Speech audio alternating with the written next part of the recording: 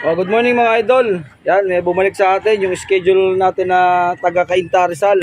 Yan sila sir. Bumalik nga, napanood nyo sila na marami magkakasama ngayon.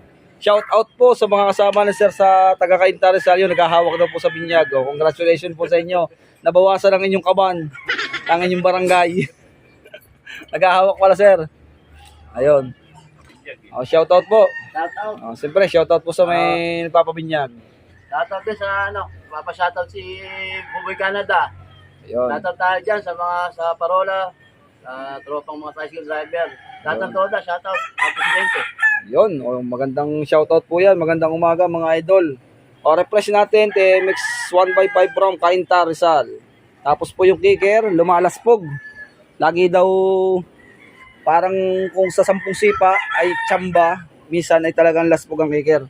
Ito, mahirap. Tapos isa pa, naglolos compression.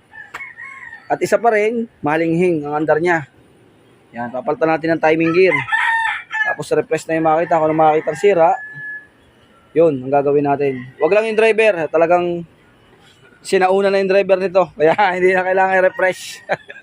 Yung makina na lang. Yan. Alright, sige. Ito na mga idol, nakalasan natin. Yan, napansin ko din na sabi nga ni sir, may tama naman sa din ng mga class housing niya. Yan o, may bingot dito. Yan, bingot. Tapos ito, yan. Yan. Ilang ngipin. May mga run tayo nakikita.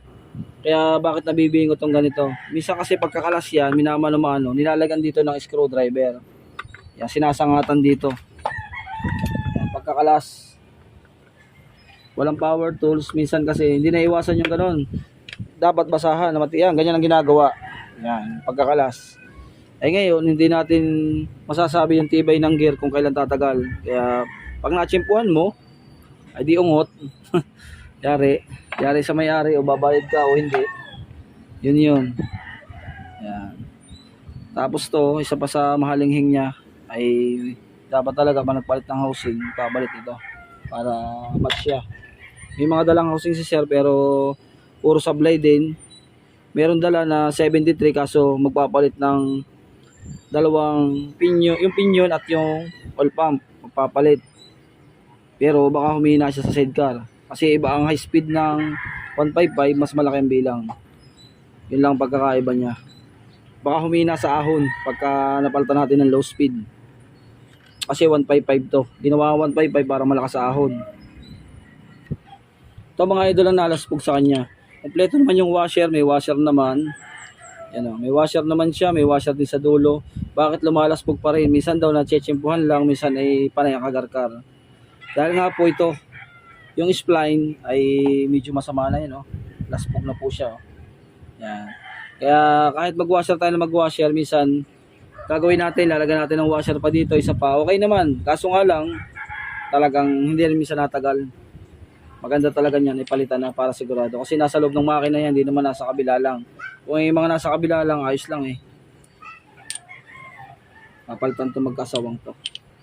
Aso may lasa talaga to. Nasa 2,000 itong isang ito. Isa pa lang. May lasa to. I-update ko kayo mga idol, papalitan ng timing gear kasi yung kanyang cam gear ay talagang ubos na din.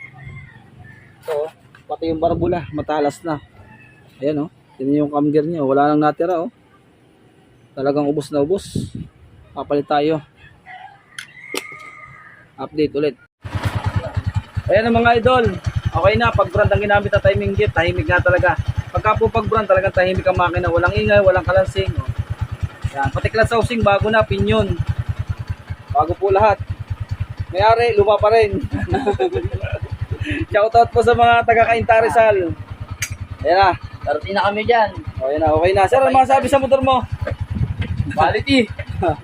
Ayan, Okay. dumating po talaga yung napakaingay. Kaya po nila ipaparepress, talagang minararamdaman maingay talaga. Hindi na ipapagawa yan ng walang ingay. Yan. Marami siya na, marami na. Yung kicker nga, binigay na lang natin yung Thank you, idol. Ayan binigay na natin, hindi ko na pinabilit. Mahal yun, yung gear na yun. Baka nasa 3,000 magagastos pa dun sa kicker. Binigay ko na lang para magkaigi. Yan. Yun po. Ito yung mga pinagpaltan, dami yung uwi ngayon Magagamit ko ba namin yan? Alright. Tapos na mga idol, maraming salamat. Ito na mga idol, tapos na. Ayan. Bali, tatakbo na uli sila ng Cainta Rizal. Ano? Okay. Ingat, ingat mga sir.